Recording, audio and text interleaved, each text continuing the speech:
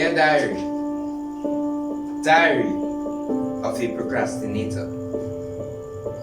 New Year's Day has long since passed like my resolutions now. You see, I resolved that I will resolve my life. I told myself that I was no longer going to procrastinate to kill procrastination. I cannot count how many times I may have aced an examination if I first didn't sacrifice my success because I can only succeed to nurture the seed of procrastination. Chained to thoughts of discontinuation because my own thoughts make the insinuation that I'll never beat procrastination, disprioritization, discontinuation, leading to the habitual degradation of my mind's own imagination, suffering with the disease of unwanted self-obligation, self-manipulation, and after subjective evaluation of the situation, I realized that I'm without satisfaction. Dear Diary, Diary of one who has mastered the art of procrastination. Day 1 in grade 12.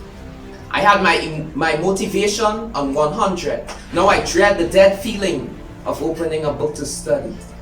Now it seems as though my anatomy is playing polygamy with my very own sensibility, and my only ability is to satisfy the preferably self-satisfactory tendency inside of me. There are two forces, good and evil, fighting over me, and I have to fight against the deficiency of my mortal, feeble humanity. What I want to do, I don't do, and what I hate doing, I do. I'm sick of me. Who can deliver me from me? I'm sick and tired of living a life of spiritual lethargy because my passions have gradually taken control over me. I'm sick and tired of wasting my time scrolling through a WhatsApp status while the status of my grades is lower than the profanities on your status, but none of that matters, does it? I'm sick and tired of dreading to read my Bible because I'm idle, making an idol out of my time-wasting capabilities. I'm sick and tired of postponing something for later because later is always the latter. I end up doing it after I've wasted all my time and mental energy. I'm sick and tired of not knowing what is important. The only thing that is consistent is my insistent need for pleasure and leisure. Diary of a Procrastinator. My prayer for over a year was pleading with God to erase this sinful tendency from inside of me because I've never learned how to use this God-given self-control ability. God gave me the power of choice, but my only choice is to do what I hate doing. My knees are constantly throbbing with pain, kneeling, pleading with God in disdain, but it seemed as though my efforts were in vain. God, I give up. I give up trying to overcome this thing. I can't and would never be able to do it. I give up embracing my infernal, internal, inferior interior.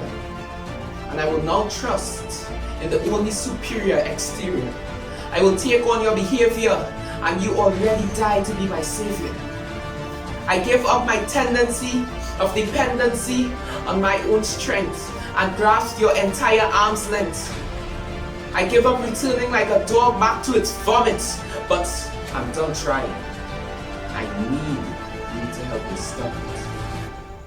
From now on, I'll trust in you and be exemplary because you are the extraordinary, because I now realize that you never gave me a promise, but only a promise to my faith. And the only way to grow my faith is to put you first and not third, sixth, or eighth. So when you say that you will not suffer me to be tempted above that which I am able, my faith is able to trust in you because you are able to help me become. Because where I am disabled, you are enabled. I also realize that without faith, it is impossible to please you. I also realize that faith without works is as alive as the dead bodies in a cemetery.